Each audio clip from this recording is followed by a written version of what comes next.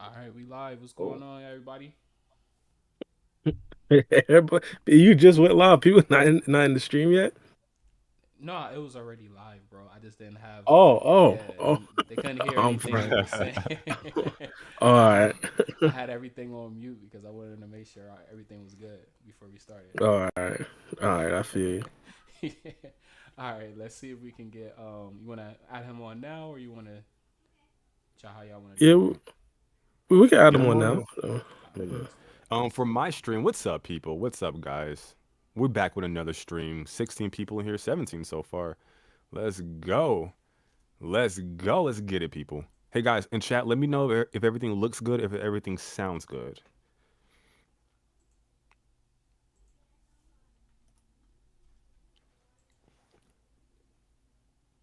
Oh, I'm bugging. All right, there we go.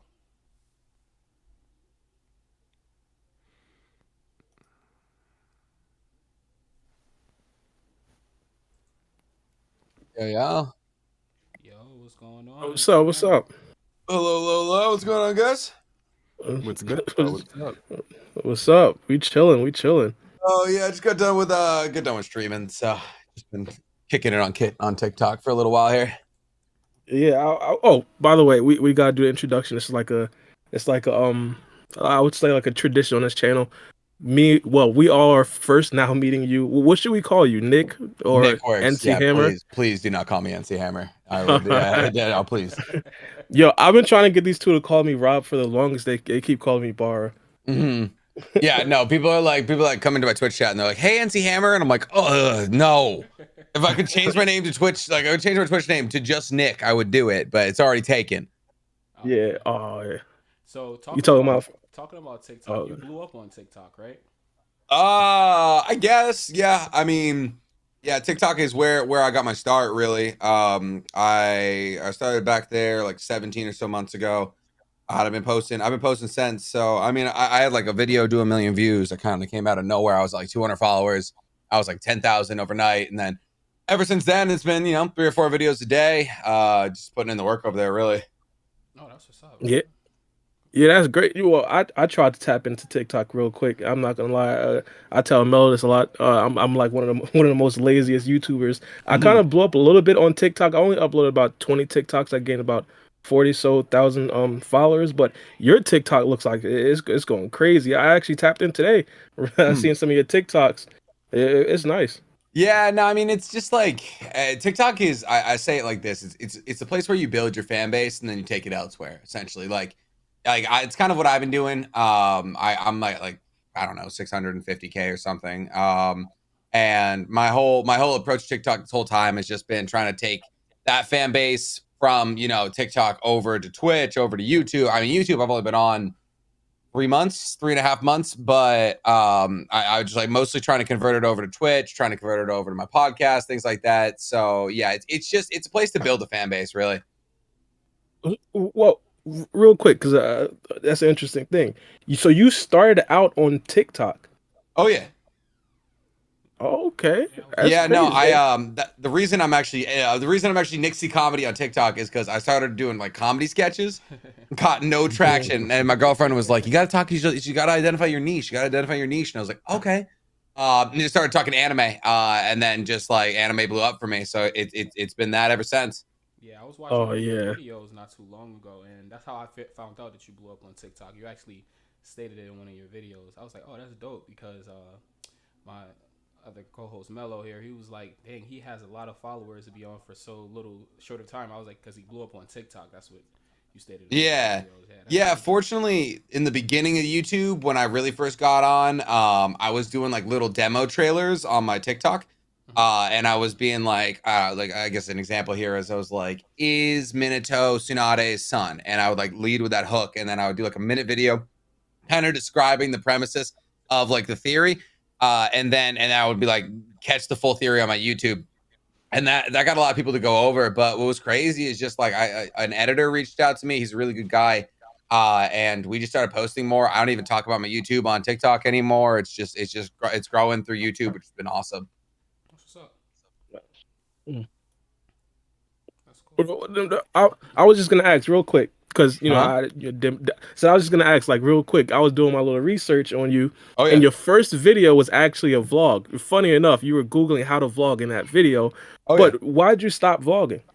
Um. What I just want to say real quick for a first vlog, it was actually good. Like you actually knew how to edit. Yeah. Like a Yeah. lot of That people was. start off they don't. I can't believe I did edit that myself. Oh my god. I was on the GoPro app and everything. I just moved to LA 2.5-ish years ago. And I moved out here because my girlfriend was here, and I was like, I want to get into content creation. I have a master's degree in biochemistry. And I was like, I love science, but I don't know if that's where I want to be my entire career. So I was like, I don't know, what do people do? I was like, people vlog. Like TikTok wasn't even really popping yet, at least for me. And so I was just like, I'm going surfing. I'm gonna film this vlog real quick. And honestly, like the reason I stopped vlogging is because I just don't do shit anymore. I just like, if we're being real, like I'm going skiing tomorrow, but I spend there's like many days I don't get outside because I'm either making YouTube videos, streaming on Twitch, making TikToks. Like I'm inside. hmm you wanna grind. I like to call Yeah. it the sweatshop. I call mine the Bar B sweatshop when I'm Yeah, working. exactly. Yeah, I just don't have time to like get out and like go do things people want to watch. But like I don't know, maybe I'm trying to teach my girlfriend how to surf snowboard tomorrow. So maybe I'll bring my GoPro with me. So Nice. you do a lot of this surfing stuff. I seen on your vlogs you went on on an actual surfing vlog. You say you do snowboarding as well. When did you start picking up these sports? Because me personally, all I really do is basketball and football. That's pretty much it. Yeah. Where'd you get all these other sports? Well, so I actually I could ski before I could run. My mom was a professional skier. My sister's a professional skier, snowboarder. I was a professional skier. So that shit it's in our blood, really. We like try and just like get our kids onto mountains as fast as possible. So I'm trying to teach my girlfriend because my mom is like she like needs my girlfriend to like be able, like if I'm gonna have a significant other in my life, they need to be able to ski. So I used to For the culture, yeah. exactly. And then surfing I didn't get into until 4 or 5 years ago. But I did that. I was baseball, I was football, I was never basketball. I'm 5'7". So yeah, that was never my journey. But yeah, no, I was just into sports growing up. And now like I'm not gonna like throw on pads and go play running back again. So figured I might as well get in the water or something. Oh, I see what you mean. That's cool. That's cool. It's crazy So- that Very you nice. bring up that you just started YouTube 3 months ago, because that's about the same amount of time where I like picked up your channel, and your channel was already buzzing when I picked it up. I was moving Yeah. to my apartment. Actually, when I saw your first video, I was listening to it moving. We were so I just like kind of like was like posting YouTube shorts and all that for a while. And like I didn't really have an editor. I was doing my own thing. And then just like one day I'm like chilling in Twitch playing, I don't know, probably Shinobi Strikers or something. And this guy's like, yo, like please let me like edit your videos. Let's talk something out. And I just started like filming clips and shooting it to him, and he just made these awesome videos. And it's been wild since then. I mean, we're 10,000 away from a silver plaque at this point. So yeah, I'm unbelievably stoked. You know, I was already a full-time content creator, but YouTube has made it sure so that we stayed that way for a while. So it's been a blessing, dude. I absolutely I love the platform. That's why I'm trying to get everyone from TikTok over there.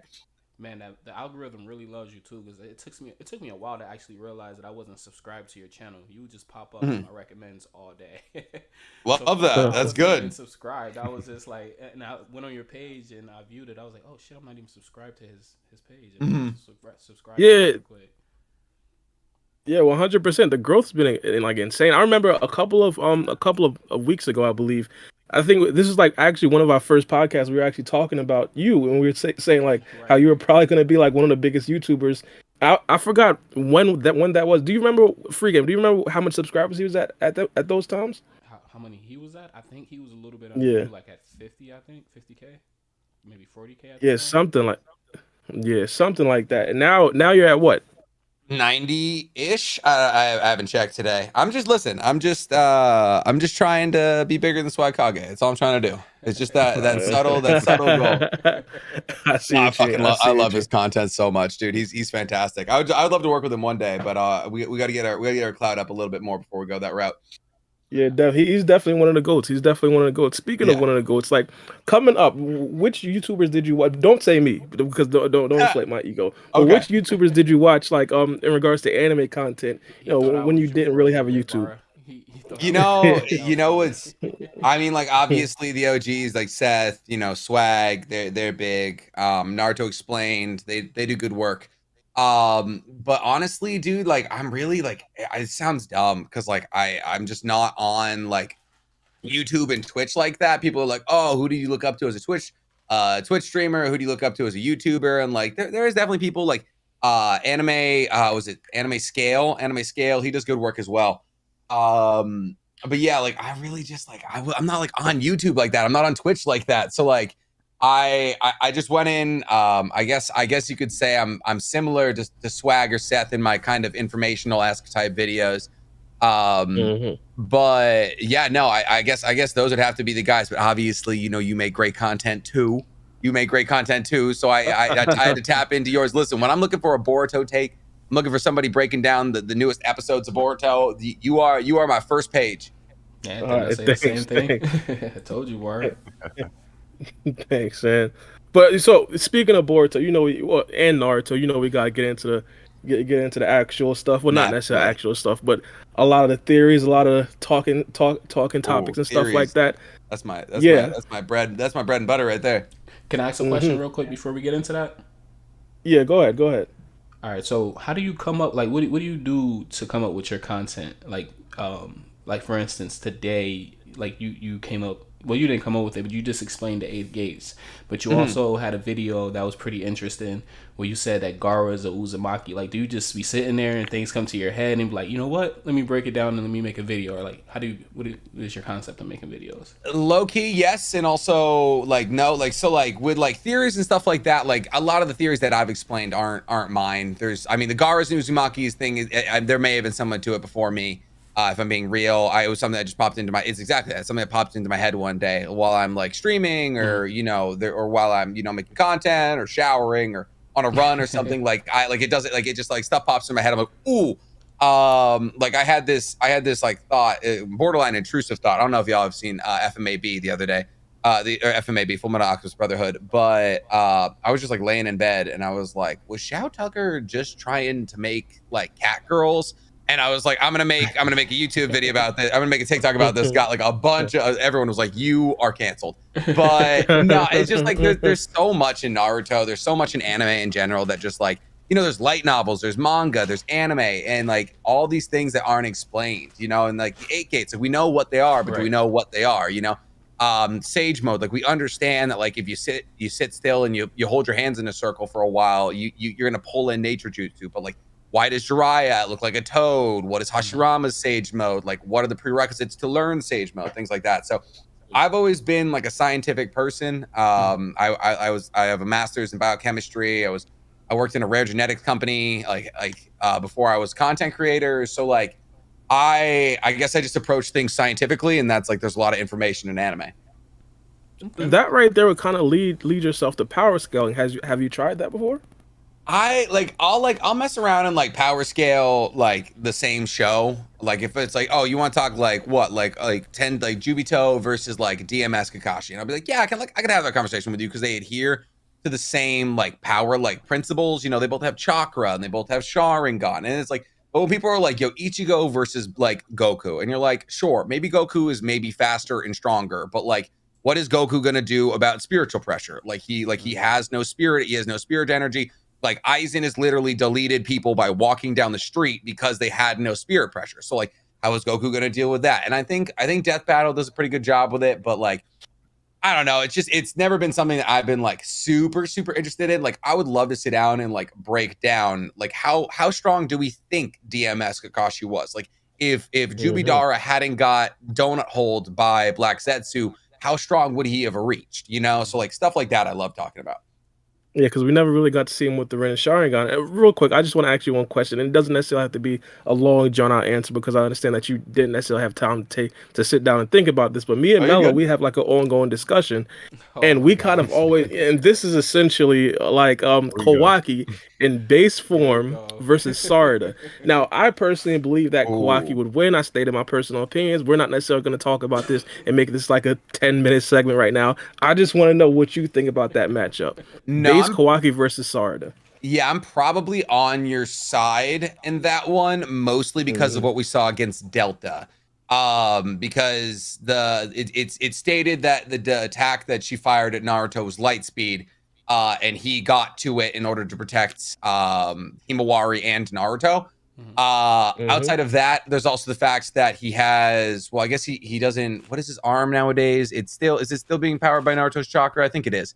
No, no, no. No, He actually got a yeah. brand new one, I believe, right after the Ishiki fight. Yeah, Yeah. okay, that's what it was. Yeah, and so I mean, obviously, when they take into the fact that like his abilities work very similar to Shinki and Gaara's, where he's this shinobi-ware tool, which allows him a lot of like flesh manipulation and things like that.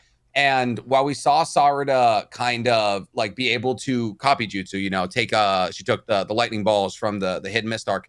What is she going to copy from Kawaki? He can do shadow clones, and that's it. So we're talking speed and power that she can't copy. And while he will, even if we're talking base mode here, though, he's still immune to Genjutsu because he has, well, actually, no, he's not, because Ishiki doesn't technically live in him anymore because it's just he's just Otsutsufied. That's a small wrinkle, but I'm still probably gonna go with Ishiki there. Or not Ishiki, You mean Kawaki. Kawaki. Yeah. I see what you mean. Again, me and Mel have this ongoing debate, not necessarily going to relive it right now. Okay. I think even up to yesterday, we were actually talking about his it. take though. Let Mello have a chance. Yeah, I actually would really love to hear Mello's take on this. Yeah. I'm not rebutting it, by the way. I'm not rebutting it. Gotcha. Yeah, it's like my boy Bar try to preempt it. He's like, we're not gonna spend too long going there. Yeah. Of course. We don't want to open old wounds. So, so look, my whole thing was, yeah, we can go over like the power, the physicality, all that stuff, taijutsu, prowess, so on and so forth. But I think the real battle boils down to, can she out strategize him and get him in a genjutsu for a victory? Essentially, that's what the premise would be. Yeah. Now, Bara argued that an Otsutsuki can't be placed in a genjutsu because we've never seen it happen before. Well, we did in the actual anime, in the Mitsuki retrieval arc, the coup, whatever you want to call it, the Octa. Real quick. Okay. 2.5.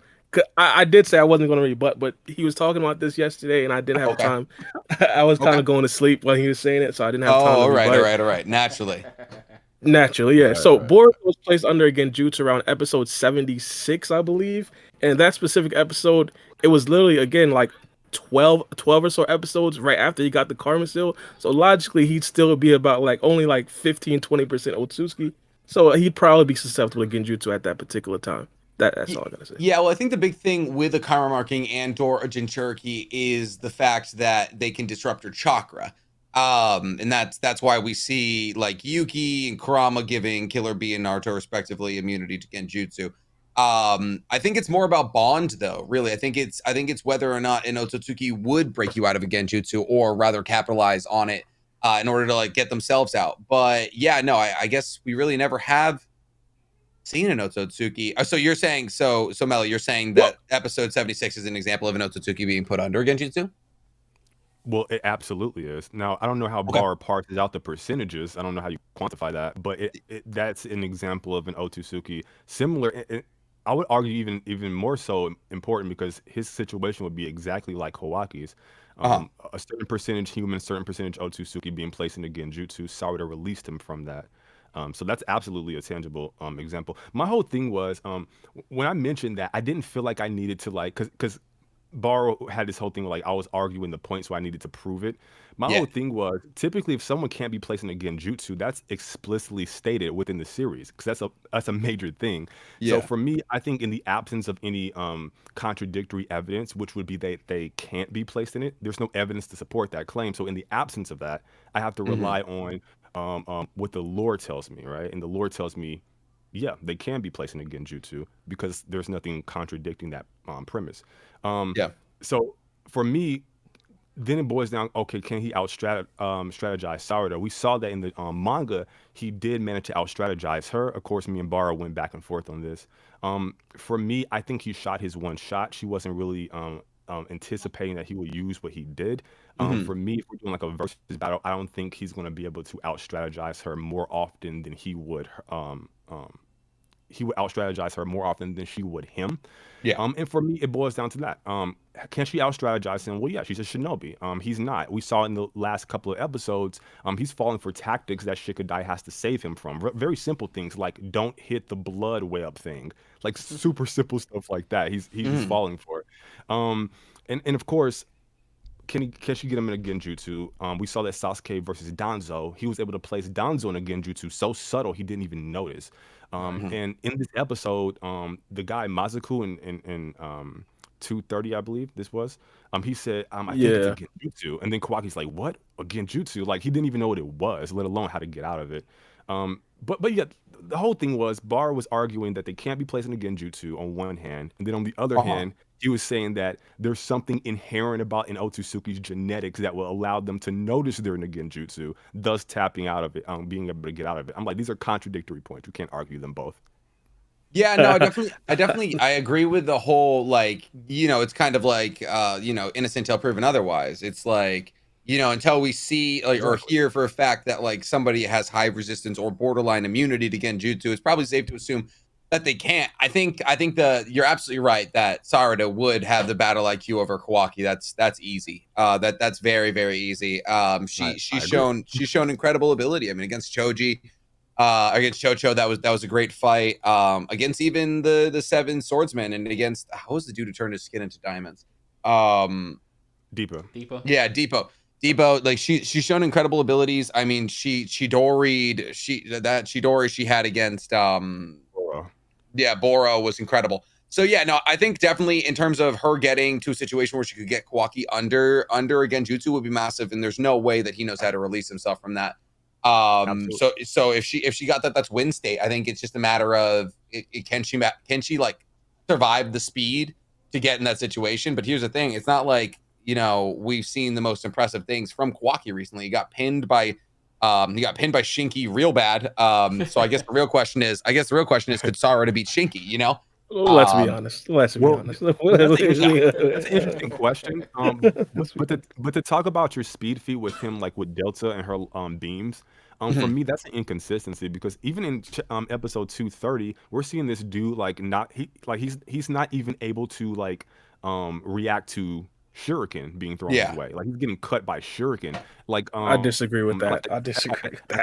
I think well, you don't have to disagree, Bart. Like, it's actually in the episode. I mean, we saw it. It could be light speed shurikens. You don't know. We don't know the throwing strength of these guys. Hey, if it's light speed shuriken, then now we have a different conversation. That's raps. I highly doubt that dude's that nice. But that's my only contention. Like, in one hand, you can say, okay, he's speed blitzing Sarada's light speed beam, and then on the other hand, he's like getting caught off guard with like a shuriken. Like, what are we talking about? Yeah, that's very fair. That's very, very fair. Yeah, no. I think, maybe later down the line, actually, I mean, that being said, Sarada later down the line, we're probably looking, she's already got 3 Tomei Sharingan in the manga.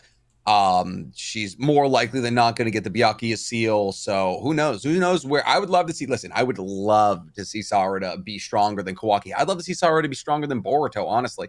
I think when you add the Sharingan and 100 healing seal plus Sakura's strength and chakra control, I mean, how are you going to argue with that? But yeah, no, for the moment, I got to give a slight edge to Kawaki, but I mean, if she can hang on and get him in a genjutsu, then yeah, it's wraps. It's easy. All right. Well, this is good. Go ahead. Go ahead. I'll ask the next. No, well, I was just gonna ask, since we're essentially talking about the next generation characters, give me a solid 3 of them. Where you think like these guys have the highest potential? Well, so like obviously, like saying like Team 7 is like the easiest, right? But there's 4 people in Team 7, so we got a part. Fair, very fair. That's why I said 3. This is important. Mm-hmm. Yeah, I'm not going to include Konohamaru in this situation. The best thing he did was kick a chakra blade into Gojo's mouth, or Jugo's mouth. So projecting JJK here. They come at me every time because I essentially tell the truth about Konohamaru. Konohamaru has not been good. NcHammer is saying the exact same thing. It's not me. It's not him. It's the truth. Here's the thing. Like, they gave him the monkey contract, which is sick, right? I think his monkey is called Enna or something. It's not the Monkey King Enma. It's a different Monkey King who they have a relationship with the Saratobis. That's dope. Having the Rasengan, all of that, cool. Until he learns a Sage mode or accomplishes something that isn't, him like kind of winning and then losing, I'm okay. I would much rather see Sakura or Shikamaru as the next Hokage over him. Outside of that, I think Mitsuki is a really interesting character. I've been posting a lot about Mitsuki recently because he is obviously a perfect Snake Sage, and it's interesting how he achieved that because it's kind of just through genetics. And what's interesting is that Orochimaru was a failed Snake Sage, and yet Mitsuki is a clone of him. So where is the other half of that DNA coming from? Because Orochimaru was able to mold the chakra to combine nature chakra with his own physical chakra and make senjutsu chakra. He's also he had enough chakra that he could, combine that. But his problem was that he wasn't physically strong enough to take the power up of Snake Sage mode. So the fact that Mitsuki can even take the power up of it, even though it does destroy his body, means that there's genes coming in from elsewhere. Because if he was just a straight copy, that wouldn't be happening. Also, he would look like Orochimaru. So I think maybe the play of Mitsuki's always staring at the moon. Is he half Toneri? Is he half Otsutsuki? Something along the lines of that. So Mitsuki is somebody I'm absolutely keeping my eye on. Obviously Sarada, but I'm gonna try and branch out here a little bit. I think Shikadai, it really introduced, obviously people think that he's a clone of Shikamaru, but he's not. And I think we've seen that a little bit with him tapping into Tamari's jutsus, using wind release to spin the turbine, and that it was an anime canon episode. And then, the way that he approached the tuning exams against Boruto, using that circle expansion that caught all 4 clones simultaneously, something we never saw from Shikamaru. So while he may seem like Shikamaru, he may seem like an echo of sorts. I think he actually offers up more in terms of Shikamaru's ability because he has his intellect. I would love to see them tap into the Nara clan legacy of the Naras actually being healers, and them studying medicinal practices and things like that. And possibly teaching him medical practices or something like that. And then outside of that, I would love to choose Hoki, but he's anime canon. Outside of that, I'm probably gonna have to give it. I'm gonna be simple here. I'm gonna give it to Sarada. I think people are worried about it. People are worried about how is she going to get her MS. Is Sasuke going to die? And I was like, listen, we've already seen that she can awaken her Sharingan through love. The black tablet, the stone tablet in the Uchiha hideout was edited by Black Setsu to say that you need to see a friend die, but it's actually just strong emotion. And so she represents a revitalization of what the Uchiha were supposed to be. And we know because Sasuke was redeemed by Naruto that the curse of hatred is over. So we don't need to see somebody die for Sarada to get the MS. And people are like, oh, how's she going to get your MS? She going to take Sasuke's eyes? Is she going to go to the Orochimaru's laboratory? And I was like, she doesn't need it. Obito was able to spam Kamui his entire life because he had Hashirama's cells. Hashirama's cells, the Byakuya seal, is based off Hashirama's healing factor. So if she has the Byakuya seal, all the damage done to her MS is going to be effectively done. And as for her getting a Rinnegan, well, I think personally Naruto's going to become the next Age of 6 pass, and then he's going to do what that Hagoromo did to Sasuke, so that when he leaves to the moon, to keep an eye over the world, that she'll have a Rinnegan and she'll be Hokage and be able to keep an eye over the village. That's just my far-fetched theory. I was about to say, dang, you just wrapped up the whole show. Hold on. Yeah. 100%. Yo, I'm not gonna lie. Mello probably loves your explanation because he's definitely a fan of Sarada. But I've always said that I think that for Sarada to actually get her Mangekyo Sharingan, I think someone would probably have to die. Now I understand your explanation, but I think just by of course the tradition, just like you said, the culture, I think they probably would want to keep it the same way, especially in the future when they want to have a more darker feel. We understand, of course, it's a piece of time, or the time of peace, but in the future we do see the Hidden Leaf Village completely destroyed, Boruto and Kawaki going at each other, and we don't know where Naruto is. I'm not completely, again, my personal opinion about how Sarada gets her Mangekyo Sharingan, it fluctuates, honestly. I personally think that Chocho's death would probably be very impactful to her, but I remember Mello, me and him kind of disagree. Chocho?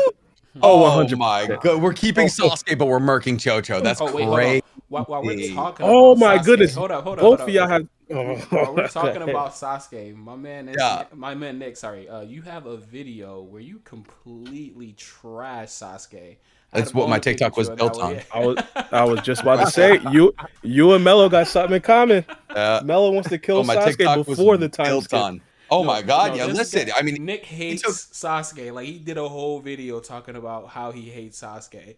I was like, yo, and if I ever get this guy on the podcast, I have to get him to elaborate. I have the bone to pick with this guy because Sasuke is my favorite character.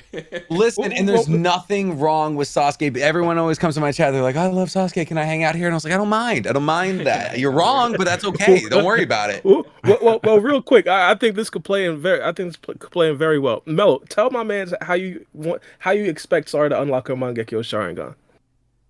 Well, I mean, I have several theories, but one of them, since we're on topic of Sasuke Uchiha, would be that, look, I think the Boruto Part 1 started off with a bang, right? We did the flash forward scene. We saw, the era of Shinobi's over. I'm still a Shinobi. All that good stuff, right? I think they have a proclivity for wanting to start things off with a bang and end them off with a bang. And I think there's no bigger bang than killing off Sasuke Uchiha. For me personally, Sasuke is very much so depowered, nerfed. He looks like something less than he originally was. I think people who love Sasuke, they love Sasuke from Shippuden, to be quite honest with you. This adult Sasuke right now, look, you can't criticize Konohamaru on one hand and then praise Sasuke on the next. Like, their trajectory their trajectory is similar, to be honest with you. That's fair. Yeah, I think so too. And for me, okay, so Momoshiki takes over Boruto's body. Borushiki manifests, right? He kills Sasuke. Maybe Sasuke puts the slash mark on his eye. I personally think Boruto inflicts the slash mark on himself. But that's a theory for we can put a pin in for later. Okay.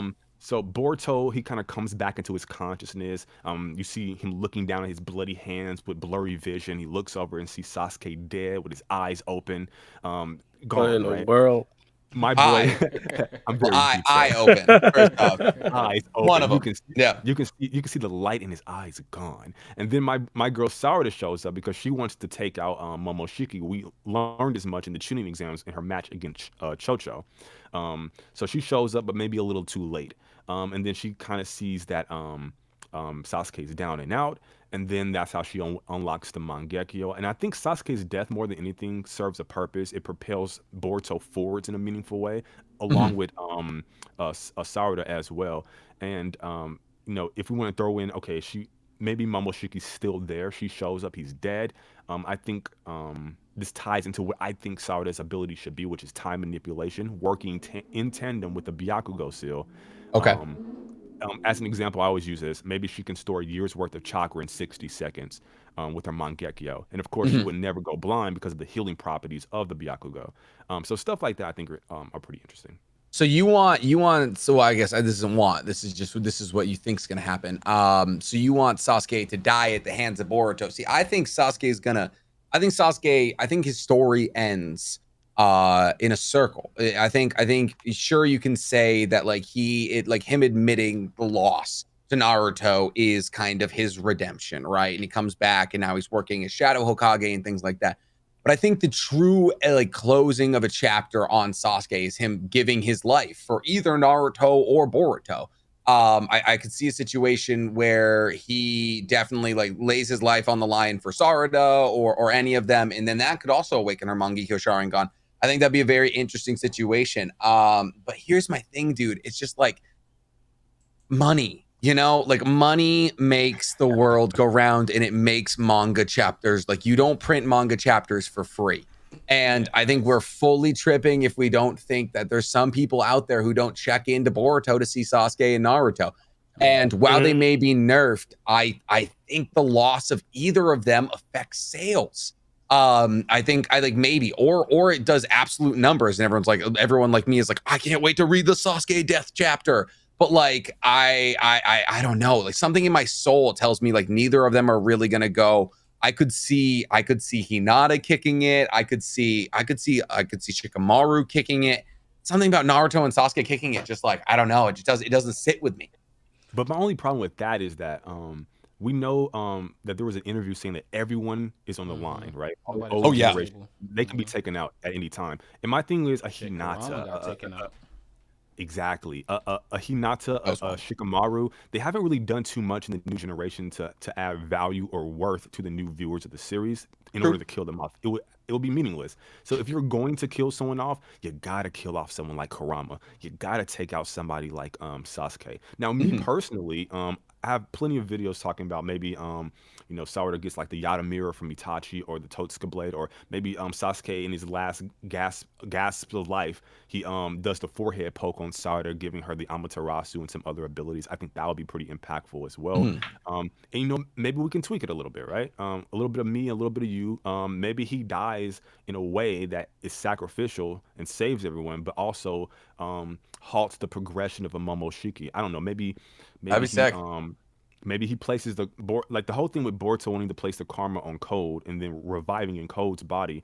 Maybe theoretically he can do this with Sasuke, and Sasuke sacrifices himself through that means. Wow. That'd be sick. That would be really, really cool. Listen, I have no opposition to Sasuke kicking the bucket. I think he should have died in the war arc, personally. That I is think crazy. I think he should have died in the war arc. I think he should have did, like, given 3 his life times, for didn't Naruto. Yeah, well, yeah, he did. He got skewered by Madara. What else? That's Story- I don't know. something I saw in Naruto. that video as well. He was like, he died Yeah. 3 times. Mm-hmm. Yeah, no. So he definitely. I mean, bro, he's already died like twice in Boruto, for being entirely real. That man has taken more sticks through his body than Neji. So like, Oh, man. thank God for Sakura though. Thank God for Hey, Sakura. yo. That's the thing, is like Sakura's already saved his life twice in Boruto. And now wait till Sasuke Retsudan gets its manga adaptation. People are gonna have to put a little bit more respect on Sakura's yeah. name after that comes out. No, definitely. Well, I just have to speak up real quick for the Sasuke fans out there. I could easily see Sasuke just actually not dying. In fact, I've talked about this multiple times. I personally believe Naruto and Sasuke should probably both receive a power up. Now, I understand on the surface that sounds completely ridiculous since they were literally just nerfed, but I personally believe they were nerfed for a reason, and the reason was because Naruto and Sasuke, every time they fought, that was the big fight. They were fighting the strongest characters. They were fighting the most interesting characters.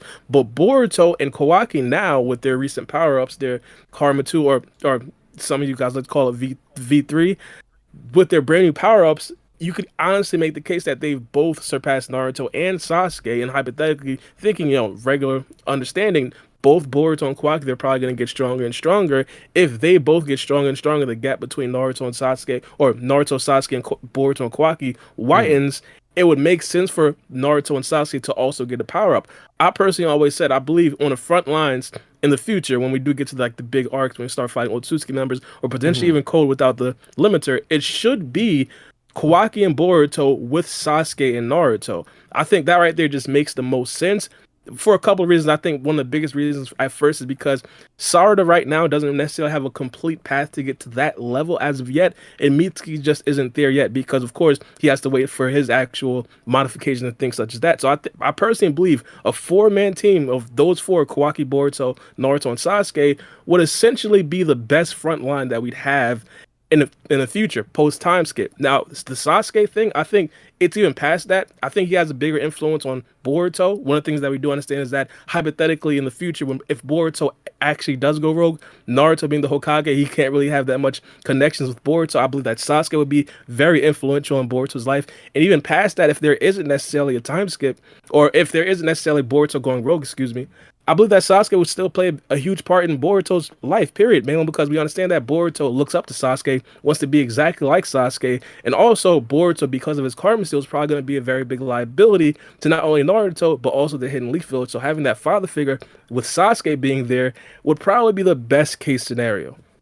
So you think Boruto goes rogue? That's so first episode, you think Boruto's rogue?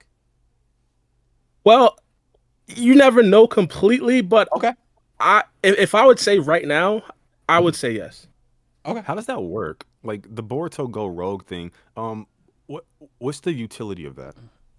The utility is essentially him not necessarily bringing harm upon the village. What we understand right now, especially in the advent of the last chapter, Naruto's going to have the answer to the other Kages. He's going to essentially have to say, hey, Boruto went crazy and tried to attack me and literally tried to kill me because Momoshiki took over his body. Now, the previous time that this happened, Gaara essentially posed the question to Naruto, do you want to take any preemptive measures to actually stop Momoshiki from taking over Boruto's body? Essentially meaning, should Naruto kill him right now? Now, even Mello said there was during one episode, I believe, this was episode 219, I believe, Naruto actually contemplated it. And I believe to take that decision out of Naruto's hands, because of course it's a huge conflict of interest, and everybody would start to look at Naruto like he's crazy. Boruto would remove himself from that situation, essentially taking the decision out of Naruto's hands. So my thing was, the reason why I asked that question, like I understand like the rationale behind it, but we're dealing with a character who can literally teleport between dimensions. Even if you took Boruto from, I don't know, point A and then put him all the way across the other side of the planet, he can just simply go back there instantaneously. So my whole thing is like, what would lead Momoshiki to go back to the Leaf Village? You can't banish or have Boruto go rogue and also keep Kawaki in the village too, because Kawaki is the primary target. He's the sacrifice to the juvenile Ten-Tails to cultivate the divine tree. So for me, him going rogue in fear of Momoshiki going on a rampage is nonsensical, because if Momoshiki does manifest, he'll simply go back to the village in an instant, and then everything that he went rogue for is negated. So my whole thing is, I think if he does go rogue, it has to be something where, I don't know, hypothetical, right? Big brain hypothetical theory here, right? Well, this is what the viewers check in for right here. So I always say the Boruto series borrows heavily from like Dragon Ball, right?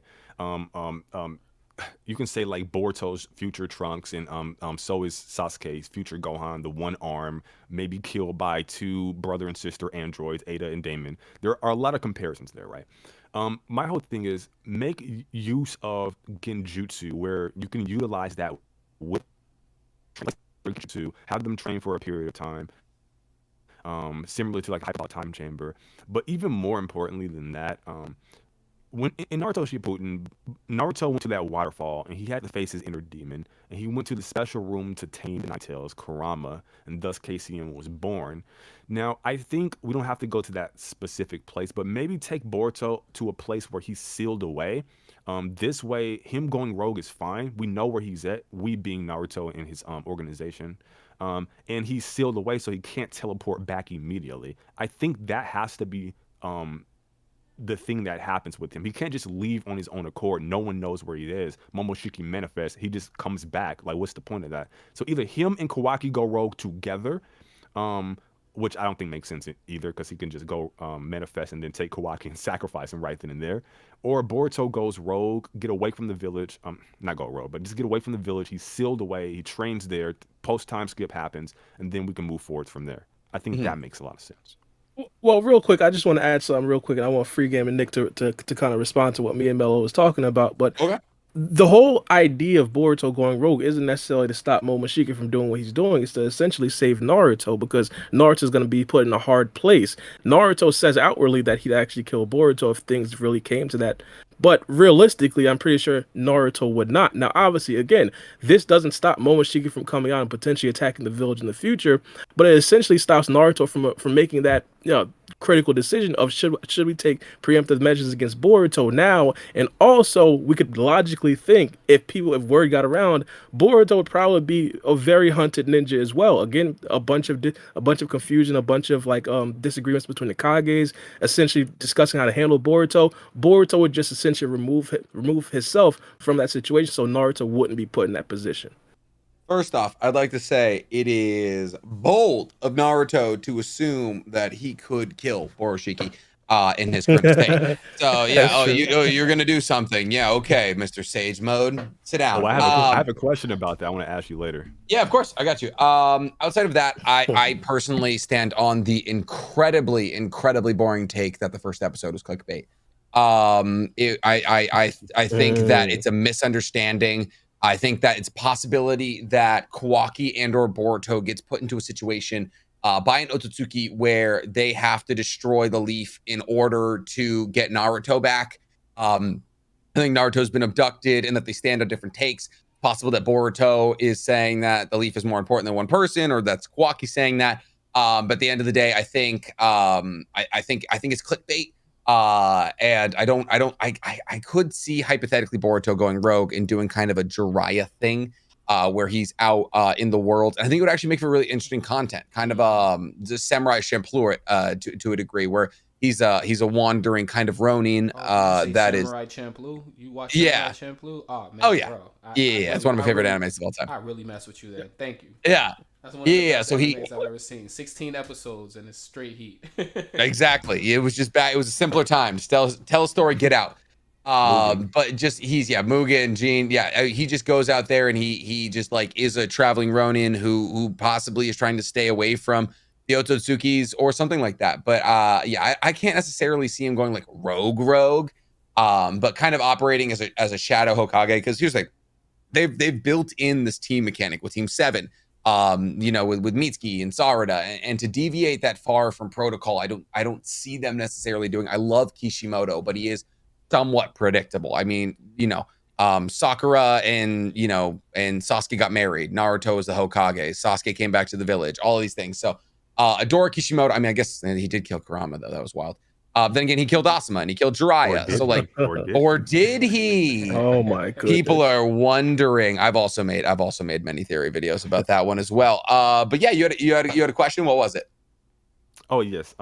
So I was talking with Free Game and some subscribers the other day on the last stream. Nice. So the whole thing, Hokage Naruto, we know he's developed a certain level of mastery over his Toad Sage mode in comparison to Shippuden. So the whole thing was, how do we scale Hokage Sage Mode Naruto to like Borishiki and Code in chapter 65? And the reason why I asked that is because I think the obvious answer is like they're so much more powerful than him, but the tactics that they're taking to fight him wouldn't indicate that. Like if you're so much stronger than Naruto, just walk over there and wash him. Why do you need to take a hostage and force him to be inactive and not take an action himself? And then like it's very devious. Like I feel like this is something that you would do if you're not confident that you can defeat this opponent. And I think that has to be factored in when we scale Naruto. But what do you think? I definitely agree. He's gotten weaker for sure. We can't sit here and act like he hasn't. But he still has a couple of tools in his repertoire that make him an incredibly daunting opponent. Essentially, he still has Sage of Six Paths mode, which is kind of just a battery that he can tap into that increases his reflexes, his strength. His that's cool. So you think he still has Sage of Six Paths mode? Oh, I know he still has Sage of Six Path mode. Oh, this is good. I like this. Yeah. No, right? Literally, he should still have it. Like everyone says he doesn't, but he definitely it's not linked to Kurama. No, by no means is it linked to Kurama. It's essentially I guess to get into it a little bit here. So his eyes change when he activates Sage of Six Paths mode. He gets the cross, right? He gets the stripe down. Yeah. And so we still see him activate that in Boruto, and obviously we see him activate it with Kurama. But does losing Kurama get rid of it? Most likely not, because I mean, think of it like this. Essentially, Hagoromo hands down like the Rinnegan to Sasuke because it's an upgrade of the Mangekyo Sharingan. The 6 Tomei Rinnegan, and then he hands Naruto something that Naruto is good at. He hands Sasuke an optical dojutsu. He hands Naruto a battery, essentially. It's a Sage mode that he can tap into, but it needs to replenish. And people try and use the fact that he can't use True Seeker Orbs anymore, kind of as a point against him. But True Seeker Orbs require that you have Creation of All Things Jutsu, which is a Yin Yang release specific to descendants of Kaguya. So he was given those True Seeker Orbs, and he was able to control them because he does have Yin and Yang release. But he can't make them again, and they were all destroyed or put into Kaguya's dimension. So my thing is, he still has Sage of Six Paths mode, which is a huge speed stat, durability, all that kind of boost. But he also still has his regular Sage mode, which gives him 5 clones that can completely refill his Senjutsu chakra. And that's insane. That's insanely powerful. And I think of Kurama kind of like a large battery, a chakra system that he could tap into. Even though he now that's gone, he still has a Sage mode to bring that back. And I'd say pre-Kurama's death, he was a shotgun, but now he's a sniper, like Hashirama. He's able to use Froggy Kumite to increase his range. He's able to, sense. He's still an incredible sensor ninja. He's still got hands for days. His speed is borderline unmatched. And I'd say if I was going to scale him currently, I would say look at Hashirama, right? We have the perfect Sage. you know, in like Ashura reincarnate, and then just also like battle hardened, but also put like 50% more on Hashirama, because of that Sage of Six Pass mode he can tap into. Hypothetically, she should be able to use the wood release. I don't know why we haven't fleshed that out yet. He has Hashirama's arms, he has Yin Yang release and water and earth release, which means that he could hypothetically access it because Moegi has access to wood release and she has Yin Yang, water, and earth. And it said that she combines those in the data book to create wood release. So he should have wood release. Will we see that ever? Maybe. But yeah, how he scales to Otsutsuki's, I can't imagine well. I mean, at full strength, right? He still had to have Sasuke and 5 other Kage to take on Momoshiki. Had to activate Baryon mode to deal with Ishiki. So how does he deal with Code? I don't know. He could barely deal with Jigen. So I'd say obviously he poses a threat, but is that threat significant enough to merit the response that the Otsutsukis are taking? I'd say no. Well, And even with no, I was just saying my essential standpoint of if Naruto still has Sage of Six Pass mode. Well, first things first, he essentially activated Sage of Six Pass mode in his base mode in Boruto episode 215. So that right there could potentially be a point of, you could point to that saying he still has it. But I'm not gonna lie, the Naruto writers, or the Boruto writers specifically, they've been trolling us because we've essentially been wanting to see Naruto in Sage of Six Pass mode for the longest, and we thought the last chapter, chapter 65, by the way, impeccable chapter. I don't necessarily blame them for this, but we thought that right there was going to be where we actually did get to see if Naruto genuinely had Sage of Six Pass. But it turns out that wasn't the case. Naruto literally didn't fight in that chapter, but. I fluctuate a lot with this. As of right now, I'm gonna say no, just because in the last chapter, I personally believe that he should have done something along the lines of actually, you feel me, activate it. But then again, you have to remember, Naruto almost every single time he goes into the fight in his base form, so you can't necessarily say that right there's like a hardcore point that you could actually stick to. I don't fully know, but as of right now, I'm just gonna kind of try to play it safe and say no. But again, I wouldn't be surprised at all if he still has it. So Yeah. I think something interesting to note, he has the cross shape pattern in Six Paths mode. So for anyone who forgot or who doesn't know, the Six Paths mode it's just that mode with the cross eyes. They're kind of like a yellow hue, orange hue rather. And then he stacks KCM2 on top of that, and that's the golden form that you see in Shippuden and subsequently past that. If you remove Kurama, he doesn't have the golden aura or the sheen, but he still has that form. Now, the interesting thing about that, in the absence of Kurama, would his Six Paths form still have the cross patterns? Because the cross, the going down is the fox slit.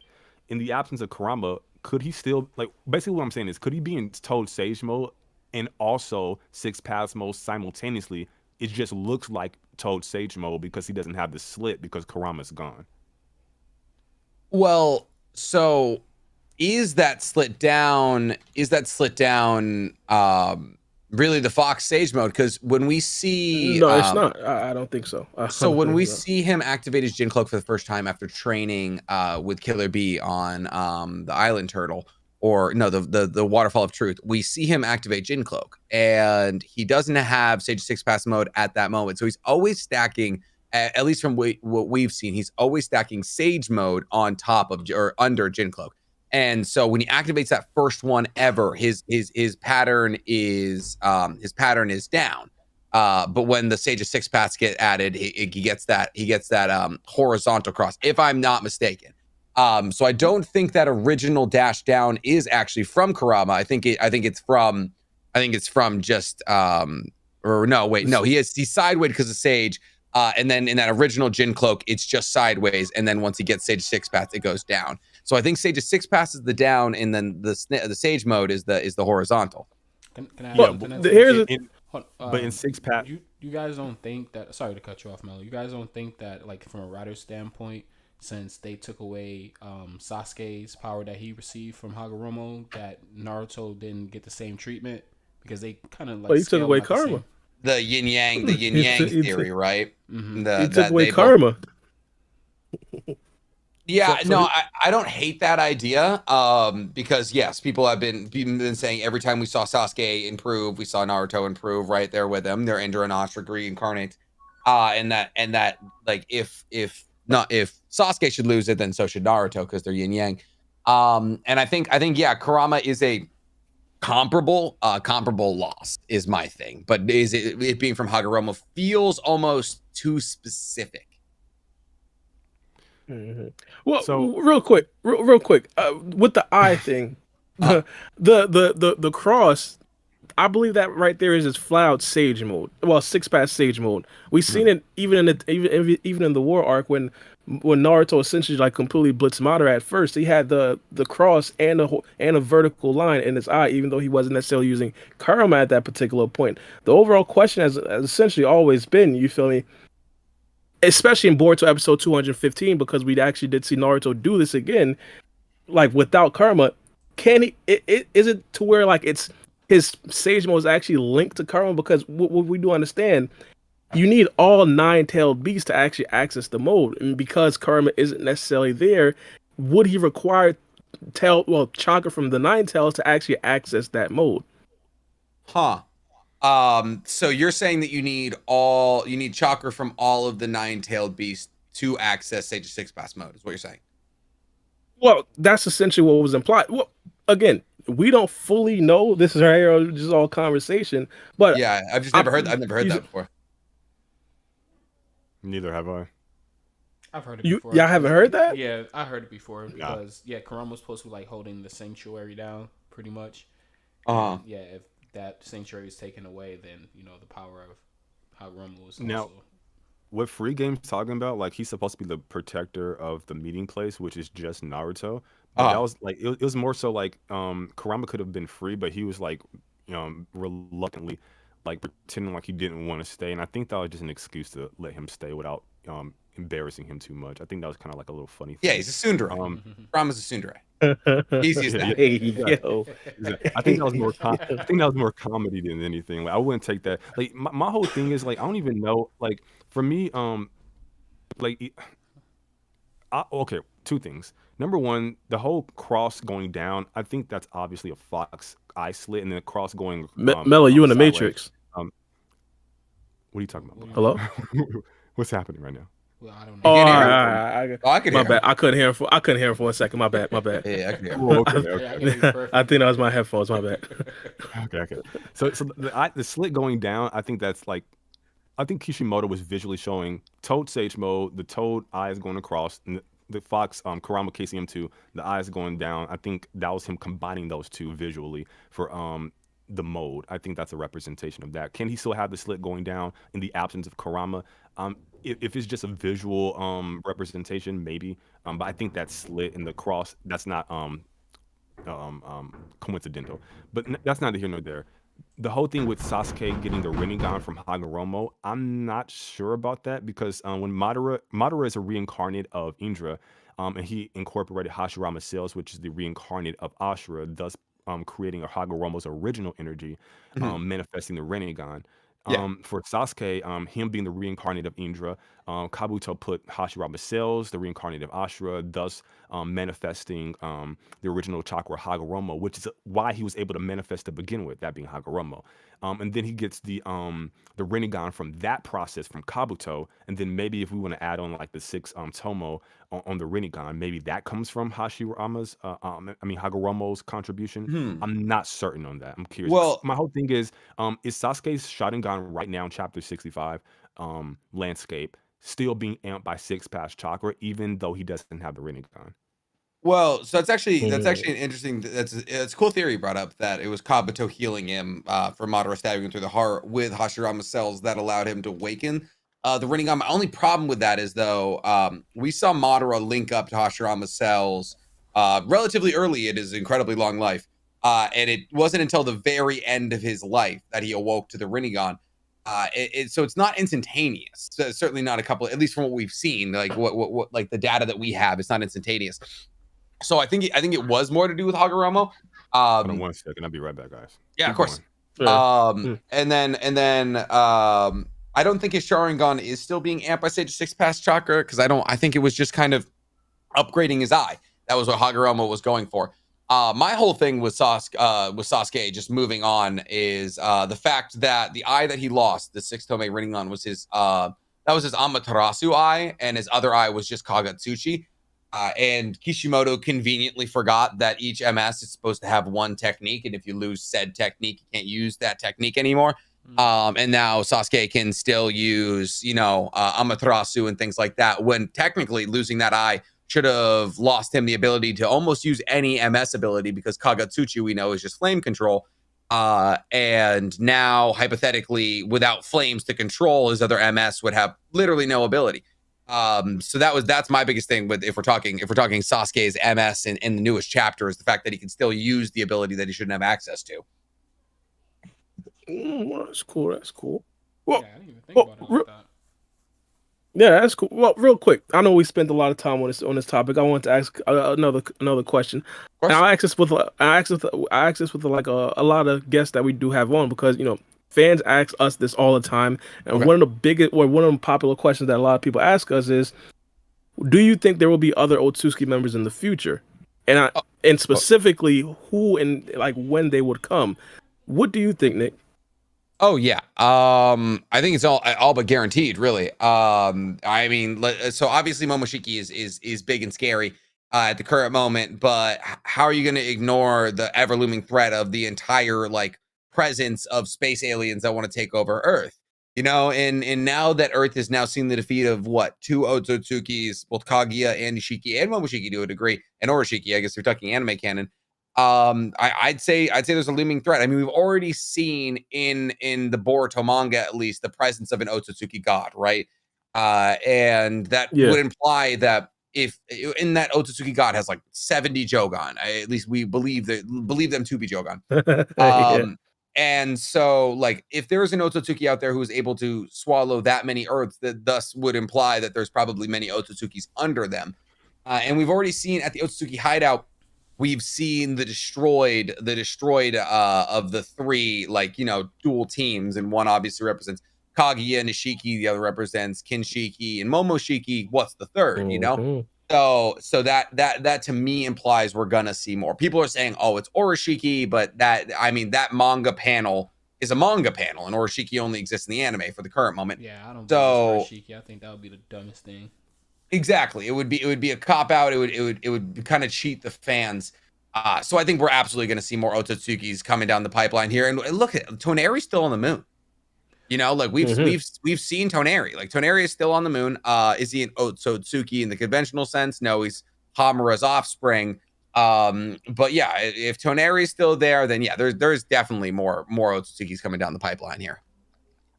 And the whole moon. I had a quick question for you. Otsutsuki, so we obviously know that they can reproduce. So I believe so too as well. Go ahead, Melo. My bad.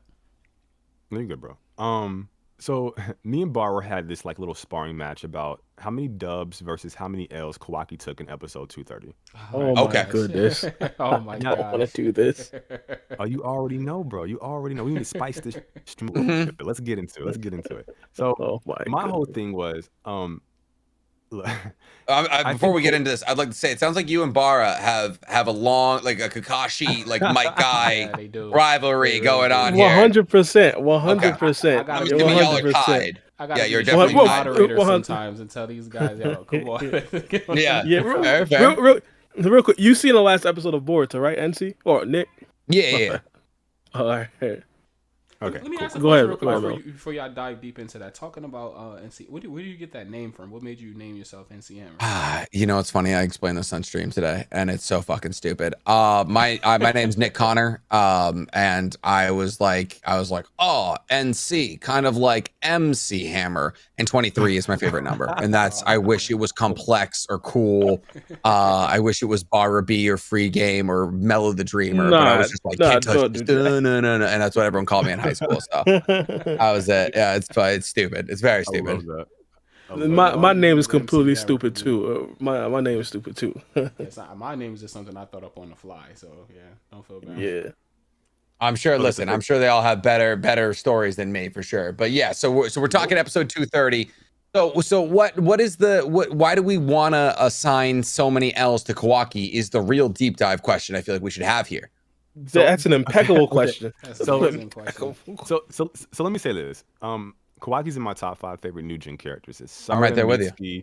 Kawaki, Shinki, and Chocho, and then I think Shikadai might be taking over Chocho. and Chocho might be going to 6. But those are my top 5. I love Chocho. She's hilarious, fucking hilarious. So you don't mind the filler episodes of Chocho, then I'm guessing. Nah, because they're all funny to me, especially the English dub. Like she has like this Valley Girl act like whatever. Chocho? It's fucking hilarious. Oh yeah, bro. That's crazy. Chocho's a bad bitch. She's just she's about it. I love it. It's hilarious, bro. But okay. So me and Barb been having like this month, Jesus Christ, almost a month-long debate about base Kawaki without the karma versus Sarada with all her powers and shit. So when I was watching the episode, I asked my subscribers, like, is this episode even worth me watching? Because I'm not really excited about this arc, to be honest. They were like, oh, because it was about Kawaki, by the way. Yeah. No, it was just like boring. But anyways, that's the Sasuke. Yeah. That's the Sasuke of the show right there. By the way, you better get used to him. He's gonna be around. So they threw So I threw on the episode, I'm watching it, and then I'm seeing like this dude like getting kunai fucking shuriken level, getting taken out by shuriken and stuff. I'm like, wait a minute, no. So I hop on stream. I'm like, I can't watch this by myself. I gotta watch this live with everybody. So I'm doing this thing, right? So I'm watching the episode. I'm trolling. I'm memeing and creaming. And then, naturally, that's the first time I've heard that. I'm stealing that expeditiously. I'm stealing that expeditiously. I'm sorry, that's mine now. and then my boy, copyright pending, by the way. Trademark pending. Yeah, my boy Bara hops on. So I summon no Jutsu Bara. Had to get him on. He comes on, right? Now we have this whole spicy little back and forth. My whole thing was, I'm rating this episode in relation to our previous debate, where I think Kawaki, if we're gonna say he's beating Sarada in base, this dude is barely beating like Shuriken coming his way, but he's saying he can he'll be able to tank her Chidori, he'll be able to like speed blitz Sarada, even though he can't even though there's a moment where literally the Shuriken's coming his way, he turns around, looks at it, and stands there, and then his client jumps in the way and dies. I'm like, no. There's no way. So from your perspective, I want to know how many L's versus dubs do you think Kawaki took in episode 230? Well, real quick, I just want to give my side of the story. I think Nick deserves both sides of the story, and he can pick which one's the true side. Well, first things first, I think one of the biggest mistakes that Melo does make is he tries to like kind of downplay the opponent of which Kawaki was actually fighting against. First things first, this guy was set to be the right-hand man to their feudal lord. Now, of course, we understand that it's not necessarily one of the 5 main nations, but let's be honest, Kawaki is supposed to be what at Genin, and as I said, real quick, he's supposed to be at a Genin type of level, Chunin type of level, and he's fighting against the right-hand man to feudal lords. Essentially, they're probably Jonin. Let's keep it 100. But well, yeah, I mean, the 12 guardians, that was what Asuma belonged to. And they were the 12 people from the village hidden in the land of fire that were supposed to like protect the feudal lord, and those were the 12 strongest people from the hidden fire, the land of fire. Exactly. Asuma. I think that speaks volumes. But please continue. Exactly. I mean, listen, he was Saratobi. He was Saratobi. So it's Konohamaru. That's facts. Actually, that's a whole of my argument right there. Well. This right here, the whole thing is essentially comparing these guys, these people, the right-hand men to the feudal lords, these Jonins compared to Kawaki and Sarada. My whole point was from the rip, Sarada wouldn't be able to hold a candle to these guys, and Kawaki still beat them. That's besides the point. Going into the actual meat of the situation, Melo makes this complete. I don't know why he makes this argument. By the way, Anime World's in the chat. Shout out to Anime World. But he makes this discussion. He essentially says Kawaki couldn't dodge a Demon Wind Shuriken coming his way. First things first, he wasn't caught off guard. Melo tried to say he was caught off guard. He wasn't caught off guard. He's seen the Demon Wind Shuriken coming his way.